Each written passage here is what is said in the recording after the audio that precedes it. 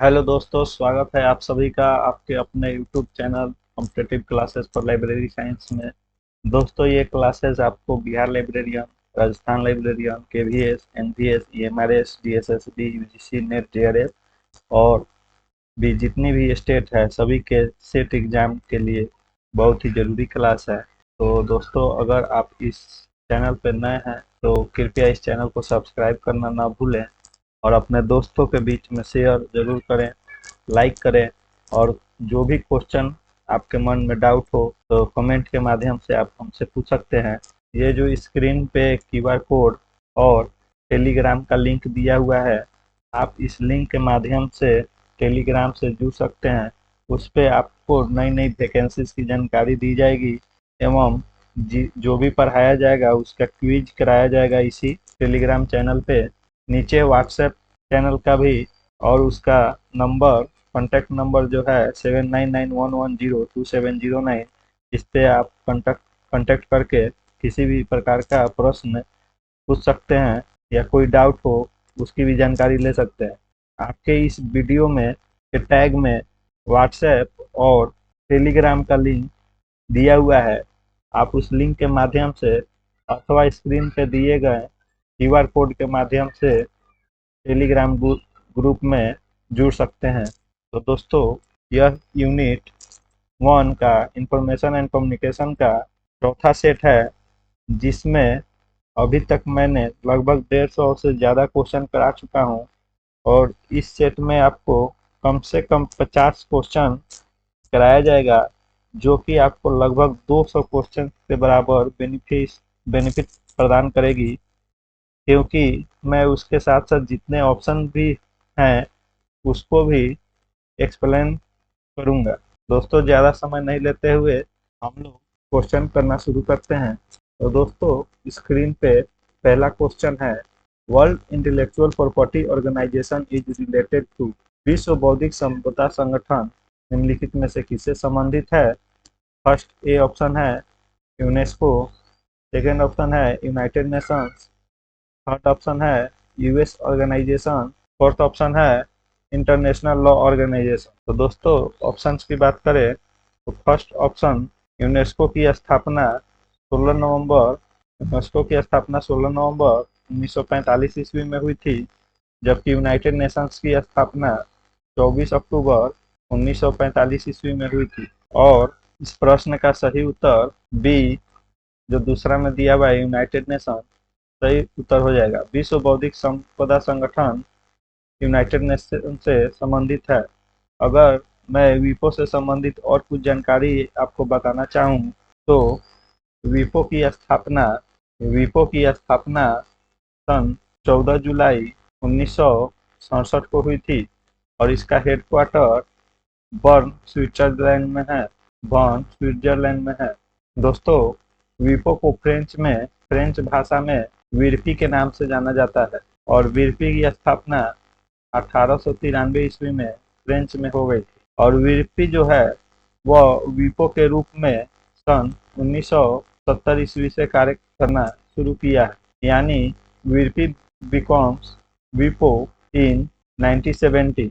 दोस्तों, विपो से संबंधित एक और महत्वपूर्ण क्वेश्चन है। अगर आपसे पूछ लिया जाए कि यूनाइटेड नेशंस की स्पेशलाइज्ड एजेंसी के रूप में विपो को कब मान्यता मिली, इवन की स्पेशलाइज्ड एजेंसी के रूप में विपो को कब मान्यता मिली, तो इसका सही उत्तर 1974 ईस्वी हो जाएगा। 1974 ईस्वी में यूनाइटेड नेशन की स्पेशलाइज्ड एजेंसी के रूप में विपो की स्थापना हुई। अच्छा, एक और क्वेश्चन इसमें पूछ सकता है विपो से संबंधित, विपो को विपो एकेडमी की स्थापना कब हुई थी? विपो एकेडमी की स्थापना कब हुई थी? तो विपो एकेडमी की स्थापना सन 1998 ईस्वी में की गई थी। तो दोस्तों, इस प्रश्न का ये पूरा एक्सप्लेनेशन था। अब हम अगले क्वेश्चन की तरफ चलेंगे। तो नेक्स्ट क्वेश्चन है, एज पर Indian copyright law, copyright is granted for, भारतीय कॉपीराइट कानून के अनुसार कॉपीराइट कितने दिनों के लिए दिया जाता है, किसके लिए दिया जाता है? तो इसका प्रथम ऑप्शन है 50 years after the book is published, book publish होने के 50 साल बाद तक सेकेंड ऑप्शन है 50 year after the date of the author, author की मृत्यु के 50 साल बाद तक। थर्ड ऑप्शन है 60 year after the book is published, 60 साल तक बुक पब्लिश होने के बाद। फोर्थ ऑप्शन है 60 year after the death of the author, author की मृत्यु के 60 साल के बाद तक। तो इस प्रश्न का सही उत्तर डी हो जाएगा, 60 year after the death of the author. Copyright act के द्वारा कॉपीराइट 60 सालों के लिए दिया जाता है, ऑथर की मृत्यु के बाद भी। नेक्स्ट क्वेश्चन करेंगे, which of the following does not protect intellectual property, निम्नलिखित में से कौन बौद्धिक संपदा की रक्षा नहीं करता है। फर्स्ट ऑप्शन है inscription of data, second option है डिजिटल वाटरमार्क, थर्ड ऑप्शन है यूनिकली इनकोडेड लाइसेंस और फोर्थ ऑप्शन है प्लगइन्स। तो इस प्रश्न का सही उत्तर डी प्लगइन्स हो जाएगा, जबकि और तीनों ऑप्शन जो हैं वह इंटेलेक्चुअल प्रॉपर्टी राइट की, जो जिसे हम बौद्धिक संपदा कहते हैं, उसकी रक्षा करती है, जबकि प्लगइन्स बौद्धिक संपदा से संबंधित नहीं है। नेक्स्ट क्वेश्चन है, who defined information society as one in which labour has been intellectualised, यानी सूचना समाज को किसने परिभाषित किया है कि एक ऐसा समाज जिसमें श्रम का बौद्धिक विकास किया गया है। तो इस प्रश्न का सही उत्तर देखेंगे, फर्स्ट ऑप्शन है ब्लेज क्रोनिन, सेकेंड ऑप्शन है मैनफ्रेड कोचेन, थर्ड ऑप्शन है मैनुअल कोस्टेल्स और अंतिम डी ऑप्शन है विलियम जे मार्टिन। तो दोस्तों इस प्रश्न का सही उत्तर ए ब्लेज क्रोनिन हो जाएगा, क्योंकि ब्लेज क्रोनिन ने ही इंफॉर्मेशन सोसाइटी के रूप में कहा था कि इंफॉर्मेशन सोसाइटी जो है एक ऐसा समाज है जिसमें श्रम का बौद्धिक विकास किया गया है। इंग्लिश में बोले तो information society as one in which labour has been intellectualised. Next question करेंगे, because you deserve to know is the punchline used by which newspaper, क्योंकि आप जानने के लायक हैं किस अखबार द्वारा इस्तेमाल की जाने वाली पंचलाइन है।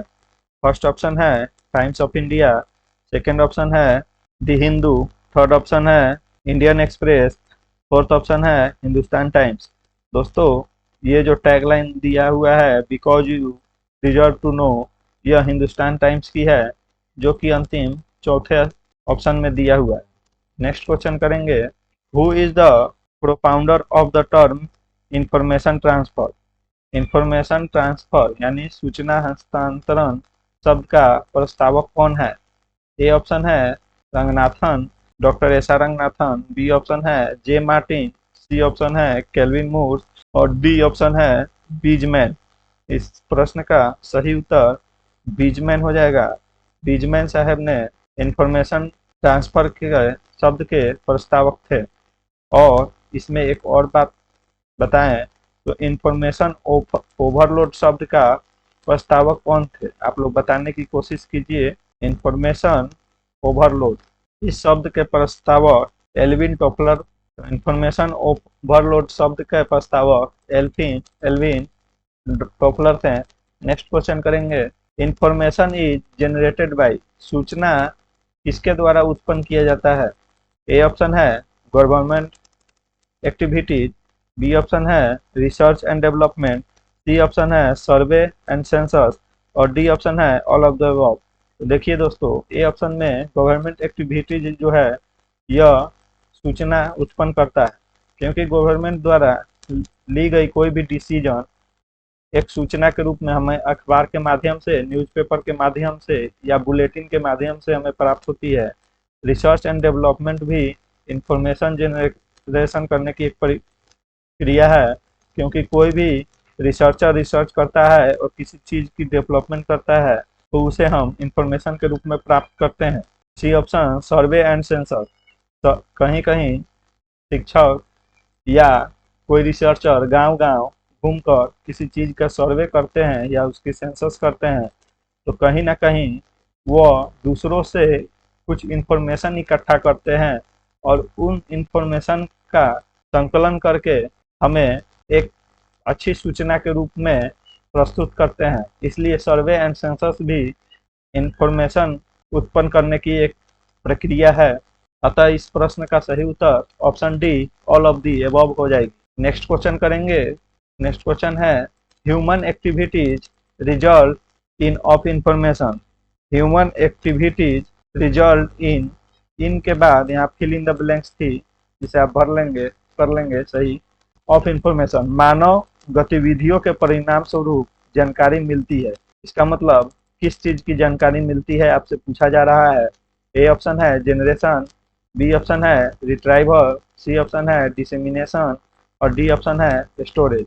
तो देखिए दोस्तों, इस प्रश्न का ऑप्शन ए जो जनरेशन है वह सही उत्तर है, क्योंकि जो मानव गतिविधि होती है उसे हमें जनरेशन की जानकारी प्राप्त होती है। क्योंकि जैसे हमारे बाबा दादाजी लोग थे, तो उस समय की परिस्थिति और समय के अनुसार जो था, उस समय ये जो आज हम लोग डिजिटल चीज़ों का प्रयोग करते हैं वो उस समय नहीं थी। तो उस समय की जो एक्टिविटीज ह्यूमन एक्टिविटीज हुआ करते थे, जो हमारे दादा बाबा जी किया करते थे, उससे उनकी जनरेशन का पता चलता है। जैसे कंप्यूटर का ही ले लिया जाए तो first generation, second generation, third generation, fourth generation और अब फिफ्थ जनरेशन, जिसे एआई के रूप में जानते हैं। तो कहीं ना कहीं जो मानव गतिविधि है उसमें जो परिवर्तन हुआ है, उसके परिणाम स्वरूप जो जानकारी हमें प्राप्त हुई है उसे जनरेशन कहा जाता है। आशा करता हूँ कि आप लोग अच्छा से समझ रहे होंगे। दोस्तों, अगर आप इस चैनल पर नए हैं तो एक बार जरूर इस चैनल को सब्सक्राइब कर लें। नेक्स्ट क्वेश्चन करेंगे। Collection of information is done in. सूचना का संग्रह कहाँ किया जाता है। ए है लाइब्रेरीज, बी ऑप्शन है डॉक्यूमेंट सेंटर और सी है इंफॉर्मेशन सेंटर। तो देखा जाए तो लाइब्रेरीज में इंफॉर्मेशन का कलेक्शन किया जाता है, सूचना का संग्रह किया जाता है। क्योंकि लाइब्रेरीज में बहुत सारी पुस्तकें, जीवनी, पांडुलिपियाँ जो बहुत ही पुरानी और प्राचीन होती हैं, उनका संग्रह किया जाता है। डॉक्यूमेंटेशन सेंटर में भी सूचनाओं का संग्रह किया जाता है और इंफॉर्मेशन सेंटर में भी सूचनाओं का संग्रह किया जाता है। अतः इस प्रश्न का सही उत्तर option D all of the above हो जाएगा। नेक्स्ट क्वेश्चन करेंगे हम लोग। Which among the following roles does a library play in information transfer cycle. सूचना हस्तांतरण चक्र में पुस्तकालय निम्नलिखित में से कौन सी भूमिका निभाता है। यानी सूचना हस्तांतरण करने में पुस्तकालय की कौन कौन सी भूमिका होती है। ए ऑप्शन है प्राइमरी डिस्ट्रीब्यूशन, बी ऑप्शन है सेकेंडरी डिस्ट्रीब्यूशन, सी ऑप्शन है सेकेंडरी पब्लिकेशन और डी ऑप्शन है इंफॉर्मेशन ऑर्गेनाइजेशन एंड कंट्रोल। तो फर्स्ट ऑप्शन अगर हम देखेंगे प्राइमरी डिस्ट्रीब्यूशन, तो ये गलत होगा, क्योंकि लाइब्रेरी कभी भी प्राइमरी इंफॉर्मेशन को ट्रांसफर नहीं करता है। प्राइमरी इंफॉर्मेशन जो होती है, किसी लेखक द्वारा जो कृति लिखी जाती है, जो प्रथम बार प्रकाशित होती है, वह प्राइमरी सोर्स के रूप में आती है। कोई न्यूज़पेपर में जो न्यूज छपती है वह प्राइमरी सोर्स में आती है, जबकि पुस्तकालय जो होते हैं न्यूज़पेपर को लेकर पाठकों के बीच में वितरण करती है, न कि छापने का कार्य करती है। अतः पुस्तकालय सेकेंडरी डिस्ट्रीब्यूशन की भूमिका निभाती है, क्योंकि लाइब्रेरी में पुस्तकें और पाठ्यक्रम की बहुत सारी चीज़ें उपलब्ध होती हैं जो यूजर्स तक के पहुंचाने का कार्य करती है। अतः यह सेकेंडरी डिस्ट्रीब्यूशन के अंतर्गत आएगी। सेकेंडरी पब्लिकेशन का जो कार्य है वह लाइब्रेरी का नहीं होता है, इसलिए यह भी ऑप्शन नहीं होगा। और डी ऑप्शन है इंफॉर्मेशन ऑर्गेनाइजेशन एंड कंट्रोल। तो यह सही आंसर है, ऑप्शन है डी, क्योंकि लाइब्रेरी इंफॉर्मेशन को अच्छी तरह से ऑर्गेनाइज करती है और उसे कंट्रोल करती है। तो अतः इस प्रश्न का सही उत्तर ए और डी हो जाएगा, सॉरी बी और डी हो जाएगा, जो कि ऑप्शन डी में दिया हुआ है। अतः इस प्रश्न का सही उत्तर डी हो जाएगा। नेक्स्ट क्वेश्चन करेंगे। In the information transfer cycle internet is acting as. जिस तरह से लाइब्रेरी के बारे में पूछा गया था कि सूचना हस्तांतरण में पुस्तकालय की क्या भूमिका है, उसी प्रकार सूचना हस्तांतरण चक्रों में इंटरनेट के रूप में क्या कार्य है। तो ऑप्शन ए दिया हुआ है प्राइमरी डिस्ट्रीब्यूटर, बी ऑप्शन है प्राइमरी पब्लिशर, सी ऑप्शन दिया हुआ है सेकेंडरी पब्लिशर और डी ऑप्शन है टर्सरी पब्लिशर। तो इस प्रश्न के ऑप्शन को देखेंगे तो जो इंटरनेट होती है वह प्राइमरी डिस्ट्रीब्यूटर नहीं होता है, जबकि इंटरनेट प्राइमरी पब्लिशर जरूर होता है। क्योंकि जब भी हम लोग कोई ब्लॉग वगैरह या कोई भी चीज़ें जैसे वीडियो रिकॉर्डिंग करना जो करते हैं हम लोग और बाद में इंटरनेट पे डालते हैं, इंटरनेट द्वारा प्रकाशित करते हैं, तो वह पब्लिशर्स के रूप में आता है और वो फर्स्ट बार जो ये सूचना होती है हम इंटरनेट पे डालते हैं। अतः इंटरनेट प्राइमरी पब्लिशर का काम करती है और इंटरनेट सेकेंडरी पब्लिशर का भी कार्य करती है, एवं इंटरनेट के माध्यम से हमें टर्शियरी पब्लिशर के रूप में भी जानकारी मिलती है। क्योंकि प्राइमरी पब्लिशर में अगर कोई ऑथर हो या कोई कंटेंट क्रिएटर हो अपने कंटेंट को इंटरनेट पे डालता है, उसे विभिन्न माध्यम से विभिन्न लोग एक दूसरे को शेयर करते हैं, जो कि सेकेंडरी पब्लिशर के रूप में हो जाएगी और वह विभिन्न लोग एक मास मीडिया लेवल पे सूचना का हस्तांतरण करते हैं, जो कि टर्शियरी पब्लिशर्स के रूप में भी जाना जाता है। अतः इस प्रश्न का सही उत्तर ऑप्शन बी, बी, सी एवं डी करेक्ट हो जाएगा। नेक्स्ट क्वेश्चन करेंगे, intellectual property right is to protect the right of. Intellectual property right जो जिसे हम बौद्धिक संपदा अधिकार कहते हैं, किसके अधिकारों की रक्षा करती है? ए ऑप्शन है पब्लिशर, बी ऑप्शन है responsible for thought content, C option है प्रिंटर और डी ऑप्शन है डिस्ट्रीब्यूटर।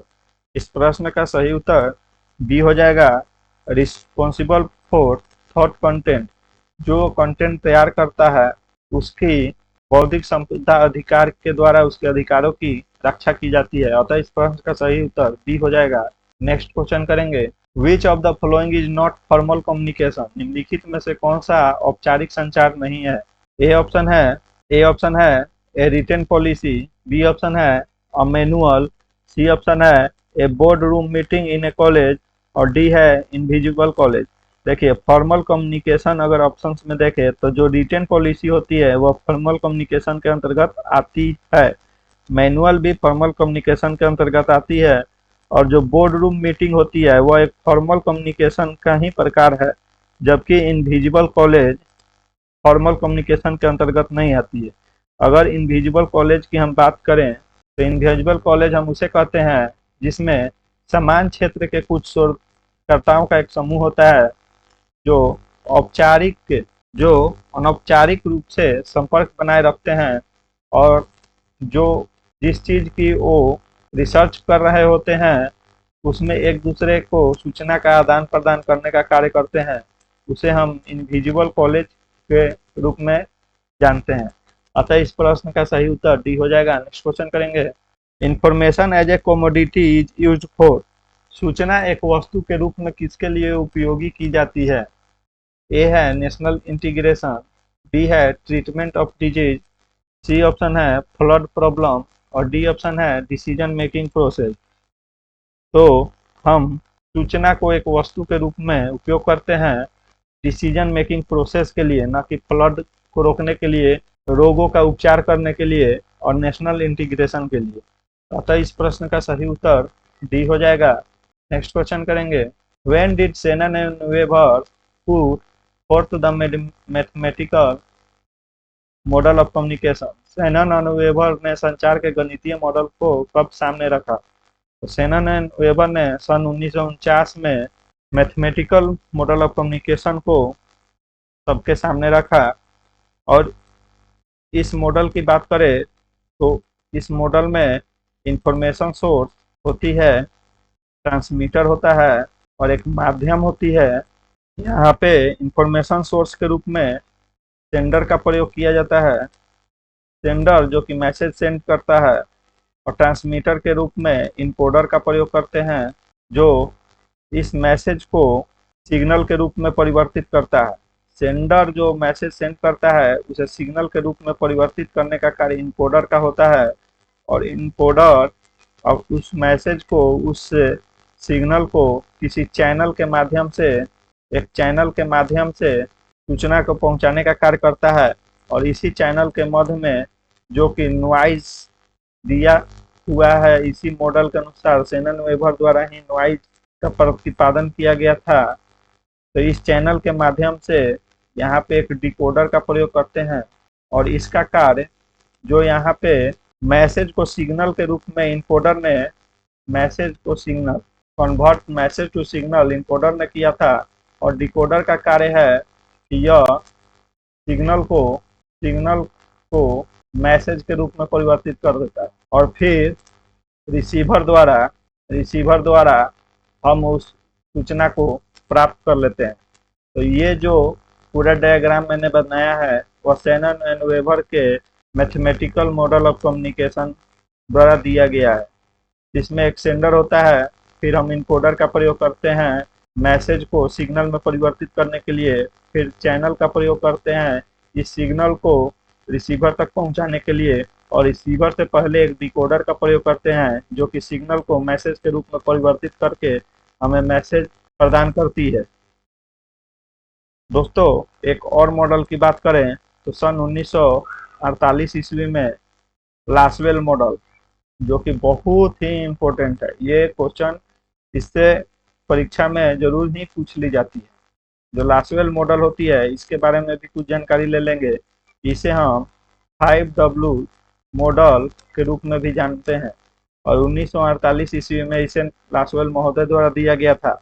5W मॉडल में हो जाता है सर्वप्रथम हु, जैसा कि हम लासवेल मॉडल की बात कर रहे थे हम लोग, लासवेल मॉडल 1948 में दिया गया था, जिसमें हु से वाट, यानी एक W यहाँ आ गया, हु से वाट, इन विच चैनल, टू हुम मतलब किसे कहा जाता है, विथ व्हाट इफेक्ट।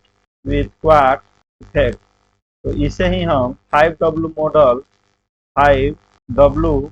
मॉडल के रूप में जाना जाता है, जो कि लासवेल मॉडल 1948 में दिया गया।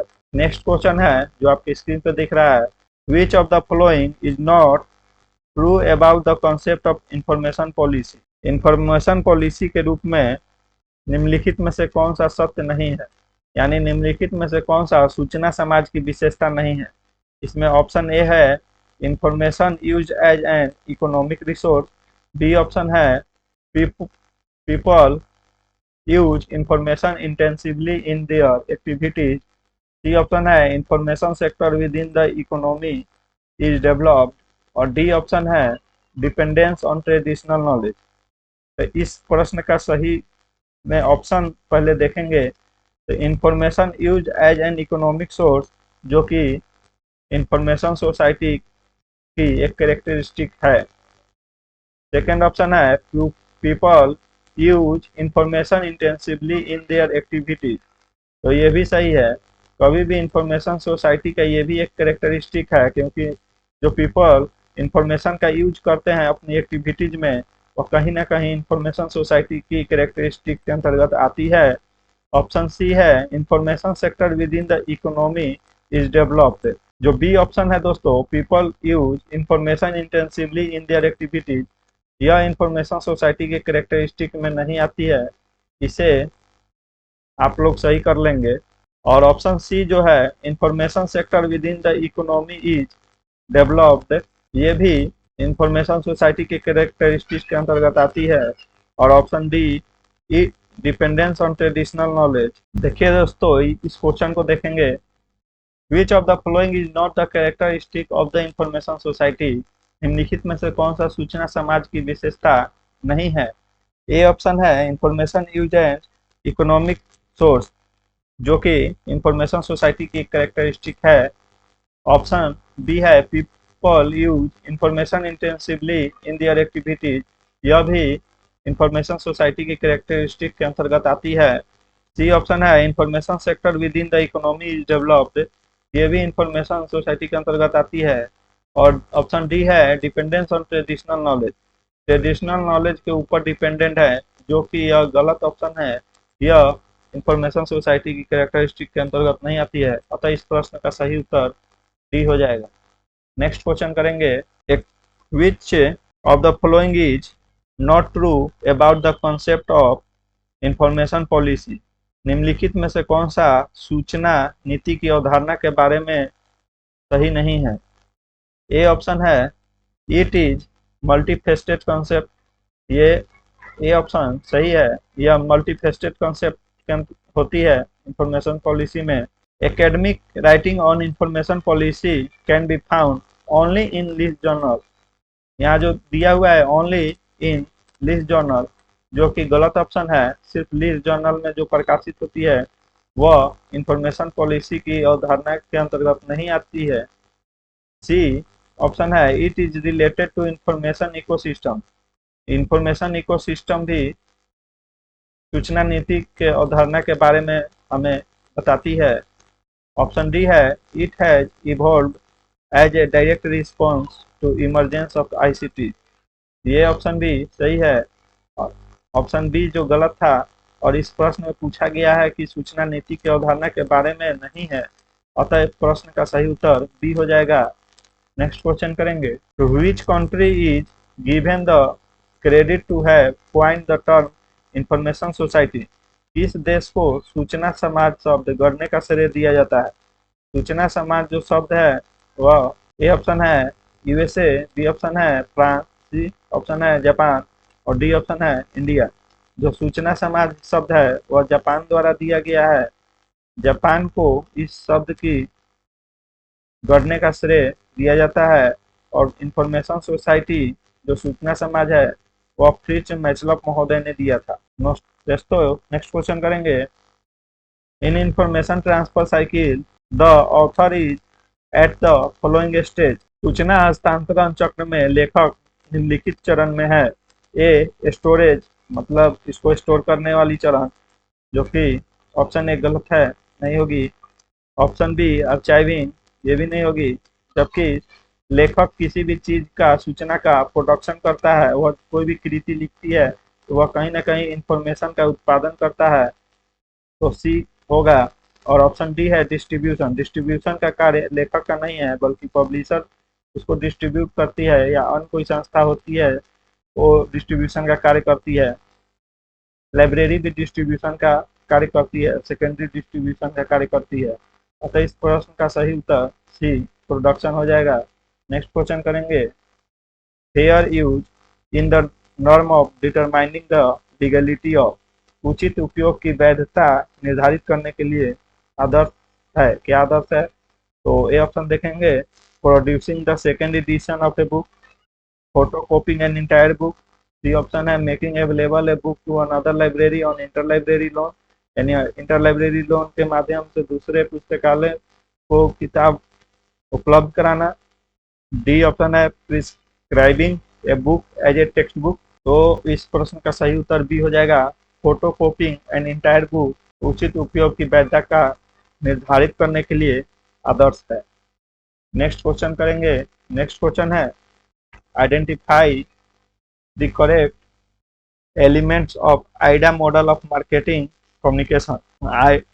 विपणन संचार में AIDA मॉडल के सही तत्वों की पहचान करना है। तो सर्वप्रथम तो मैं बता दूं कि AIDA मॉडल जो है वह सन 1898 ईस्वी में आई थी, और इसको देने वाले सेंट एल्मा लुइस। ये आइडा मॉडल को देने वाले सेंट एल्मा लुइस हैं, जो कि 1898 ईस्वी में दिए थे। और इसका फुल फॉर्म था आइडा का अटेंशन, सेकेंड आई का मतलब था इंटरेस्ट, थर्ड का ऑप्शन था डिजायर, और फोर्थ ऑप्शन है एक्शन। तो दोस्तों इस प्रश्न में देखेंगे कि अटेंशन, इंटरेस्ट, डिजायर, एक्शन कहाँ है। तो यहाँ पे अट्रैक्शन है, जो कि गलत हो जाएगा। यहाँ अटेंशन है, इसके बाद इंस्टीट्यूशन है, जो कि गलत है। इसके बाद इंटरेस्ट आता है। यहाँ देखेंगे तो सी ऑप्शन में है अटेंशन, सही है। उसके बाद इंटरेस्ट है, फिर डिजायर है और एक्शन है।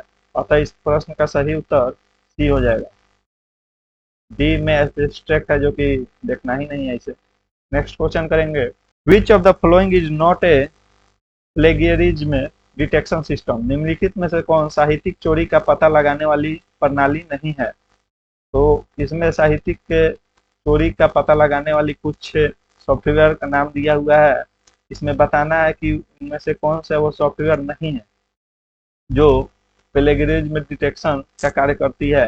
तो ऑप्शन ए है कॉपीलिक्स, कोपीलिक्स प्लेगरिज्म डिटेक्शन का कार्य करती है और प्लेगरिज्म में कोपीलिक्स जो थी वह 2015 ईस्वी में इसकी स्थापना की गई थी और इसकी स्थापना करने वाले का नाम यामीन योहनाथन है। इसका प्रोनाउंसिएशन आप अपने हिसाब से कर सकते हैं। नाम थोड़ा टेढ़ा है इसलिए हो सकती है कि बोलने में मुझसे कुछ गलतियां हो जाए। तो कोपीलिक्स 2015 ईस्वी में यामीन और येनो नाटन बीटन थे और इसकी हेडक्वार्टर जो है वह स्टैनफोर्ड में है। नेक्स्ट क्वेश्चन है, सॉरी, नेक्स्ट ऑप्शन है बी वाइपर। वाइपर भी प्लेगरिज्म डिटेक्शन सिस्टम है जो कि सन 2012 ईस्वी में आई थी।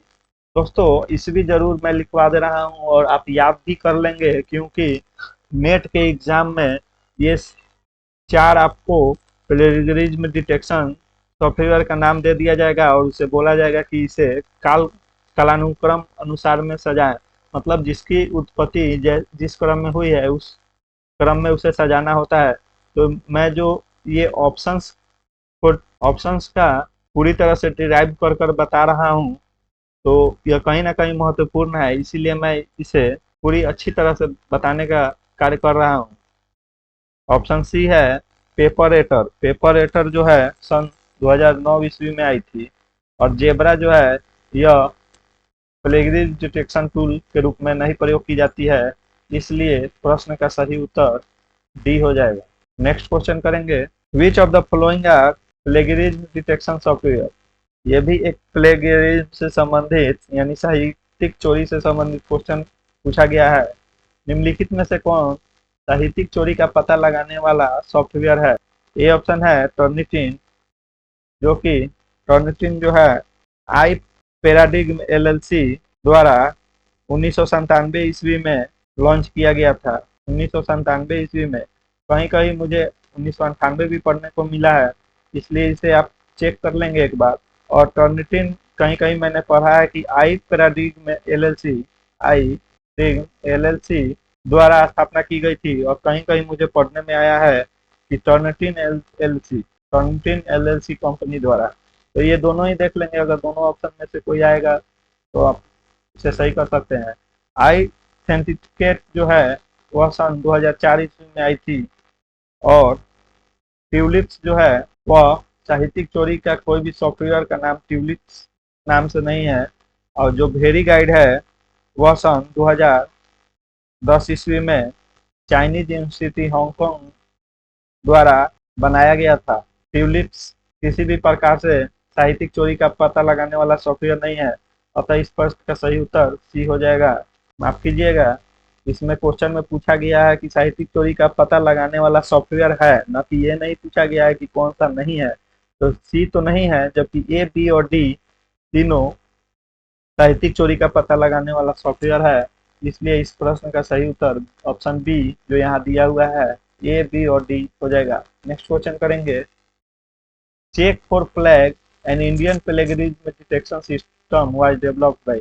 देखिए चेक फॉर फ्लैग ये भी एक प्लेगरिज्म डिटेक्शन टूल है जो कि इंडियन है और इसे किसके द्वारा डेवलप किया गया है यह प्रश्न में पूछा जा रहा है, जो कि वेरी वेरी इंपॉर्टेंट क्वेश्चन है।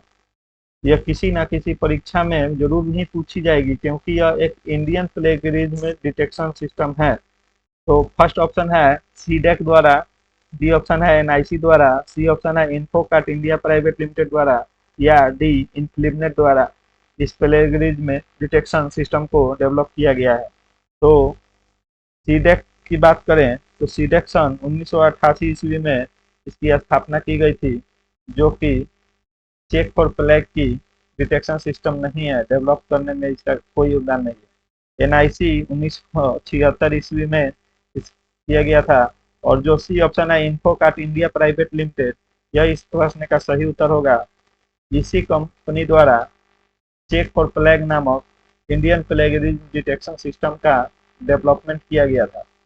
1991 ईस्वी में इनक्लिबनेट की स्थापना यूजीसी द्वारा की गई थी। यूजीसी द्वारा की गई थी और यूजीसी की स्थापना 1953 ईस्वी में की गई थी, परंतु यह कार्य करना शुरू 1956 ईस्वी से किया था। नेक्स्ट क्वेश्चन करेंगे, Urkund a plagiarism detection software is now owned by. Urkund जो है एक प्लेगरिज्म डिटेक्शन सॉफ्टवेयर है, उसका स्वामित्व अब किसके पास है? उरकुंड एक साहित्यिक चोरी का पता लगाने वाला सॉफ्टवेयर अब किसके स्वामित्व में है? ए ऑप्शन है थॉमसन राउटर, बी है prior info center A B, C option है प्रोक्यूरेटर्स कैपिटल इन्वेस्टर सिक्स और डी ऑप्शन है पैराडिग्म एलएलसी। तो इस प्रश्न का सही उत्तर सी हो जाएगा, प्रोक्यूरेटर कैपिटल इन्वेस्टर सिक्स के पास उरकुंड का सॉफ्टवेयर का स्वामित्व भी है। उरकुंड की स्थापना 2000 में हुई थी, 2000 ईस्वी में हुई थी और ये जो कंपनी है प्रोक्यूटिव कैपिटल इन्वेस्टर, इन इसने 2018 में 2018 में उरकुंड का, अगर आपसे क्वेश्चन पूछ दी कि उरकुंड की स्वामित्व किस ईस्वी में प्रोक्यूटर्स कैपिटल इन्वेस्टर द्वारा ले लिया गया, तो 2018 ईस्वी में उरकुंड का स्वामित्व इनके पास चला गया। नेक्स्ट क्वेश्चन करेंगे, उरकुंड इज उरकुंड क्या है? तो अभी मैंने बताया कि एक प्लेगरिज्म डिटेक्शन सॉफ्टवेयर है, अतः इस प्रश्न का सही उत्तर सी हो जाएगा। नेक्स्ट क्वेश्चन करेंगे, Turnitin a plagiarism detection system was first launched in. Turnitin जो है वह साहित्यिक चोरी का पता लगाने का प्रणाली का सबसे पहले 1999 में शुरू की गई थी। ये गलत है, यहाँ पे गलत टाइपिंग हो गया है। इस प्रश्न का सही उत्तर 1997 ईस्वी हो जाएगा, जैसे कि मैंने पहले भी इसको टर्नटिन के बारे में डिराइव कर चुका हूँ। नेक्स्ट क्वेश्चन करेंगे, हेलियोब्लास्ट इज हेलियोब्लास्ट क्या है? एक कंप्यूटर वायरस है या प्रोग्रामिंग लैंग्वेज है, टेक्स्ट सिमिलरिटी सर्च इंजन है या लाइब्रेरी मैनेजमेंट सिस्टम है? तो दोस्तों हेलियोब्लास्ट जो है एक टेक्स्ट सिमिलरिटी सर्च इंजन है। इसे याद कर लेंगे, परीक्षा में पूछ ली जाती है कभी कभी। टेक्स्ट सिमिलरिटी सर्च इंजन निम्नलिखित में से कौन है? और उसमें एक ऑप्शन दिया रहेगा हेलियोब्लास्ट, जो कि सही उत्तर होगा। नेक्स्ट क्वेश्चन करेंगे, what are the approaches to plagiarism check of academic publication. अकादमिक प्रकाशनों की साहित्यिक चोरी की जांच के दृष्टिकोण क्या क्या हैं? तो ए है साइटेशन एनालिसिस, बिल्कुल सही है ऑप्शन ए। साइटेशन एनालिसिस द्वारा साहित्यिक चोरी की जांच करने में मदद मिलती है। बैग ऑफ वर्ड एनालिसिस, ये भी सही ऑप्शन है। स्ट्रिंग मैचिंग, ये भी सही उत्तर है। ऑप्शन डी है पार्से ट्रीज, ये पार्से ट्रीज कोई साहित्यिक चोरी की जांच करने की दृष्टिकोण से सही नहीं है। पारसी अगर ट्रीज की बात हम करें कि ये क्या होती है, आप जानना चाहेंगे कि इस शब्द का अर्थ क्या है, तो किसी सेंटेंस या तो ये जो पार्से ट्रीज है वह किसी भी सेंटेंस या एक्सप्रेशन के ग्रामेटिकल स्ट्रक्चर को दिखाने का कार्य करता है। नेक्स्ट क्वेश्चन करेंगे, निम्नलिखित में से कौन से चरण आपको आकस्मिक साहित्यिक चोरी से बचने में मदद कर सकते हैं? Which of the following steps are likely to help you avoid accidental plagiarism. प्रश्न का ऑप्शन ए है copy and paste accurately from published work. जी नहीं, ऑप्शन ए गलत है, क्योंकि कॉपी और पेस्ट अगर करते हैं तो वह साहित्यिक चोरी के अंतर्गत आती है। Make short bullet point notes in your on word.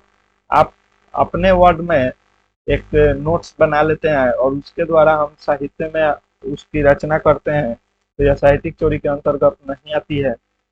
और सी ऑप्शन है make superficial change of the words in published paper, ये भी प्लेगरिज्म के अंतर्गत आती है। अगर किसी के लिखे हुए रिसर्च में कुछ वर्ड्स की हेराफेरी करके उसे हूबहू अपने रिसर्च में उतार लें तो वह प्लेगरिज्म के अंतर्गत आती है। अतः इस प्रश्न का सही उत्तर बी हो जाएगा। नेक्स्ट क्वेश्चन करेंगे, in order to avoid plagiarism all the literature that you use in your writing needs to be referenced.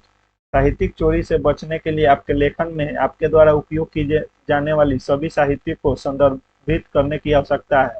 इसमें पूछा जा रहा है कि साहित्यिक चोरी से बचने के लिए अगर आप किसी लेखक का रिफरेंस लेते हैं अपने रिसर्च पेपर में, तो उन्हें कहाँ कहाँ संदर्भित करने की जरूरत है। तो उन्हें दो जगह संदर्भित करने की आवश्यकता होती है। एक तो जो आप बॉडी लिखते हैं उसमें इंट्रोडक्शन के बाद, तो उसमें अगर आप किसी कृति के सहायता ली होते हैं तो उसके लेखक का नाम वहाँ मेंशन करना आवश्यक होता है। और दूसरा रिफरेंस में। फर्स्ट जो होता है जब हम बॉडी लिखते हैं किसी भी रिसर्च के तो उसमें, और सेकंड क्या होता है कि रिफरेंस जब हम लिखते हैं तो उसमें उस लेखक का वर्णन करना आवश्यक हो जाता है। अतः दो बार ट्वाइस, दो बार हम संदर्भित करने की आवश्यकता होती है। नेक्स्ट क्वेश्चन करेंगे, identify the methods use for plagiarism detection. साहित्यिक चोरी का पता लगाने के लिए उपयोग की जाने वाली विधियों की पहचान करें। ऑप्शन ए है term occurrence analysis, B option है एपीआई टेस्टिंग, सी ऑप्शन है साइटेशन बेस्ड प्लेगरिज्म डिटेक्शन, और डी है लोकल सिमिलरिटी असेसमेंट। तो इसमें ऑप्शन में जो एपीआई टेस्टिंग दिया हुआ है वह प्लेगरिज्म डिटेक्शन के लिए उपयोगी नहीं है, जबकि term occurrence analysis, citation based plagiarism detection और लोकल सिमिलरिटी असेसमेंट यह प्लेगरिज्म का पता लगाने के लिए आवश्यक टूल के रूप में कार्य करती है। अतः इस प्रश्न का उत्तर ए, सी एवं डी जो ऑप्शन बी में दिया हुआ है सही हो जाएगा। नेक्स्ट क्वेश्चन करेंगे, what are the three types of plagiarism identified by Stephen Lucas. Stephen Lucas द्वारा पहचाने जाने वाले तीन प्रकार की साहित्यिक चोरी कौन कौन सी है। पहला है option global plagiarism, second option है पैचवर्क प्लेगरिज्म, थर्ड ऑप्शन है इंक्रीमेंटल प्लेगरिज्म, और डी है हाइब्रिड प्लेगरिज्म। तो डी हाइब्रिड प्लेगरिज्म जैसी कोई चीज मैंने तो नहीं पढ़ी है, लेकिन ए, बी और सी जो है ये स्टीफन ल्यूकास द्वारा साहित्यिक चोरी पहचाने जाने की तीन प्रकार है। अतः इस प्रश्न में जो ऑप्शन दिया हुआ है ए, बी और सी सही हो जाएगा, जो कि ऑप्शन डी में दिया हुआ है यह प्रश्न का उत्तर डी सही हो जाएगा। अब देखिए इसमें अगर मैं बताऊं कि ग्लोबल प्लेगरिज्म क्या होती है, तो इसमें क्या होता है कि ग्लोबल प्लेगरिज्म में के अंतर्गत अगर ऑथर किसी साहित्य की चोरी पूरा हूबहू वर्ड फॉर वर्ड एकदम उतार लेता है अपने थ्योरी में, तो वह ग्लोबल प्लेगरिज्म के अंतर्गत आती है। यानी इसमें हम लिख सकते हैं कि author steel entire paper word for word. Second option है पैचवर्क प्लेगरिज्म। पैचवर्क प्लेगरिज्म में क्या होता है कि author copies sectional section of A paper, यानी कि यह पूरा हूबहू तो नहीं उतारता है, लेकिन किसी ऑथर द्वारा लिखी हुई कृति में से कुछ सेक्शंस को उठाकर अपने कृति में प्रयोग की ले जाती है, तो वह पैचवर्क प्लेगरिज्म के अंतर्गत आती है। और इंक्रीमेंटल प्लेगरिज्म में होती है कि इसमें होती है क्या कि ऑथर अगर किसी कृति की दूसरे ऑथर की कृति की सहायता लेती है या उसके साहित्य से अपने थेसिस के लिए उसका प्रयोग करता है, तो वह उसको उस ऑथर को क्रेडिट देना भूल जाता है या क्रेडिट नहीं देता है, क्योंकि रेफरेंस में उस लेखक का नाम नहीं लिखा जाए तो एक तरह से माना जाता है कि इस लेखक ने जिस लेखक की मदद ली है, जिस लेखक की कृति की मदद ली है, उसका क्रेडिट नहीं दिया गया है, जो कि प्लेगरिज्म के अंतर्गत आती है। तो इसमें लिख देंगे author fails to credit for specific parts और इंक्रीमेंट। तो ये हो गया ये तीनों ऑप्शन ए, बी, सी जो कि ग्लोबल प्लेगरिज्म है, पैचवर्क प्लेगरिज्म है और इंक्रीमेंटल प्लेगरिज्म है। मैंने इसे डिराइव कर दिया है, आप लोग इसे याद कर लेंगे। नेक्स्ट क्वेश्चन करेंगे, what is outlook paper with regard two types of plagiarism. साहित्यिक चोरी के प्रकारों के संबंध में पोटलक पेपर क्या है। तो ए ऑप्शन है sentences taken from various sources are altered so that they would fit together while the original phrasing is retained. B option है important portion of a particular work of another person are copied by the writer without changing anything. C option है the work of another person is copied verbatim and passes it off as then the writer's own. और D option है none of the above। इस प्रश्न का सही उत्तर ए हो जाएगा, जो कि पोटलक की टाइप्स ऑफ प्लेगरिज्म के अंतर्गत आती है, जो कि है sentence taken from various sources.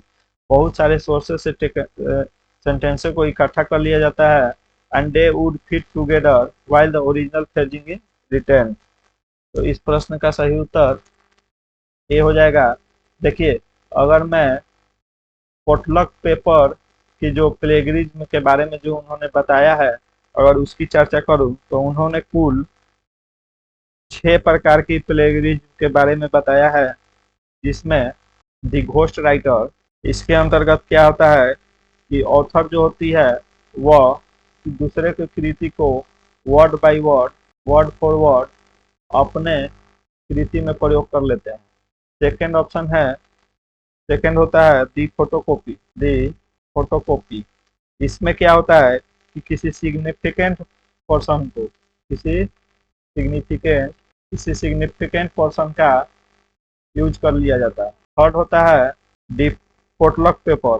The the पोटलक paper के अंतर्गत क्या आती है कि कोई कॉपी हम लोग कर लेते हैं सेवरल डिफरेंट सोर्सेज से, डिफरेंट डिफरेंट सोर्सेज से, कॉपी फ्रॉम डिफरेंट या सेवरल डिफरेंट सोर्सेज, जो कि पिछले प्रश्न में दिया हुआ था पोटलक के अंतर्गत क्या आती है, तो कॉपी फ्रॉम डिफरेंट सोर्सेज को पोटलक पेपर के अंतर्गत आती है।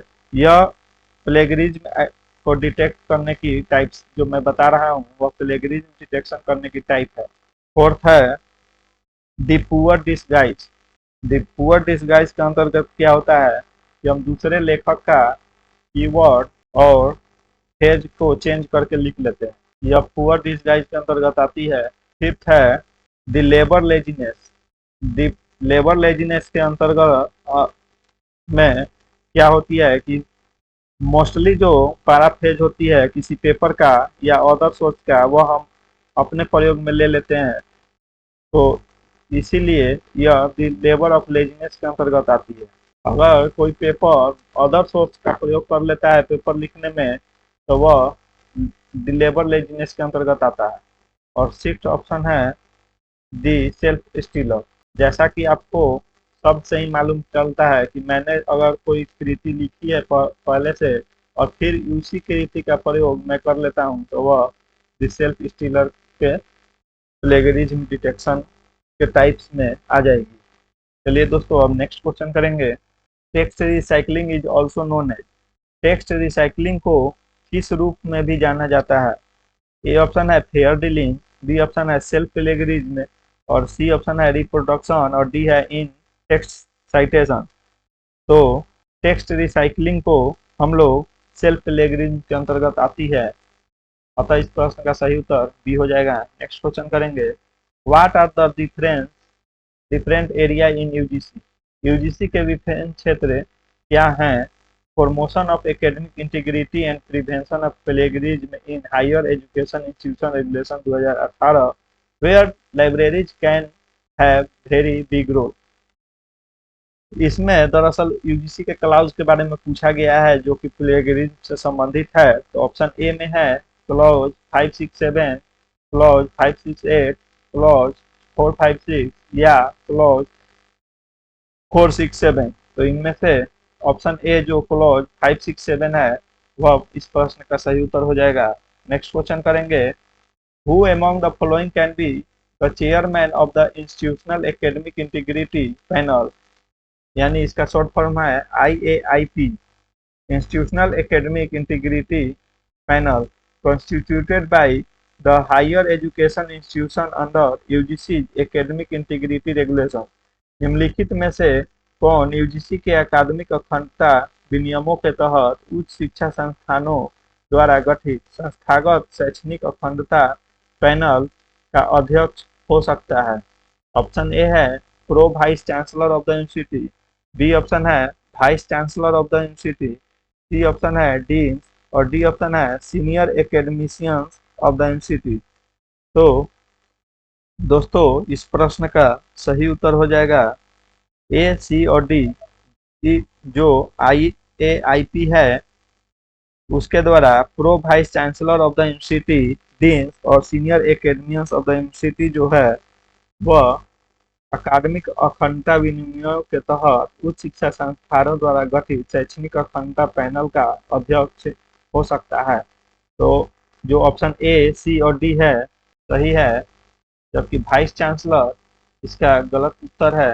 तो इस प्रश्न का सही उत्तर ए, सी, डी जो ऑप्शन बी में है वह सही हो जाएगा। नेक्स्ट क्वेश्चन करेंगे, what are the different level of penalties set under the UGC academic integrity and prevention of plagiarism in higher education institution regulation 2018। 2018 के अंतर्गत यूजीसी ने जो लेवल निर्धारित की है उनमें से साहित्यिक रोकथाम की किस स्तर में दंड मिलती है। तो लेवल 0 जो है सिमिलरिटीज अप टू 10%, यानी किसी जो हम रिसर्च करते हैं उसमें अगर किसी दूसरे लेखक या रिसर्च और स्कॉलर्स का 10% तक सिमिलरिटीज मिलती है तो ये इसमें कोई पनिशमेंट नहीं मिलती है, नो पनिशमेंट, क्योंकि 10% तक चलती है। लेवल 1 में 10 से 40% आती है। इसमें जो दंड होता है वह क्या होता है कि 6 माह के अंदर हमें दोबारा से थेसिस जमा करना होता है, दोबारा थेसिस को जमा करना होता है। और अगर आपके रिसर्च पेपर में 40 से 60% तक प्लेगरिज्म आती है तो आपको 1 साल तक के लिए बैन कर दिया जाता है। आप 1 साल तक थेसिस को जमा नहीं कर सकेंगे, 1 साल के बाद पुनः आप थेसिस को जमा कर सकते हैं। लेकिन अगर 60% से ज़्यादा प्लेगरिज्म डिटेक्ट की जाती है तो आपकी रजिस्ट्रेशन, जो पीएचडी के लिए रजिस्ट्रेशन होती है, वह कैंसिल कर दी जाएगी। तो इस प्रश्न का सही उत्तर बी सी डी हो जाएगा, जो कि ऑप्शन डी में है। यह प्लेगरिज्म के अंतर्गत दंड इसमें दिया जाता है, जबकि लेवल 0 के अंतर्गत जो कि 10% प्लेगरिज्म माफ होती है, इसमें कोई पनिशमेंट नहीं मिलती है। नेक्स्ट क्वेश्चन करेंगे।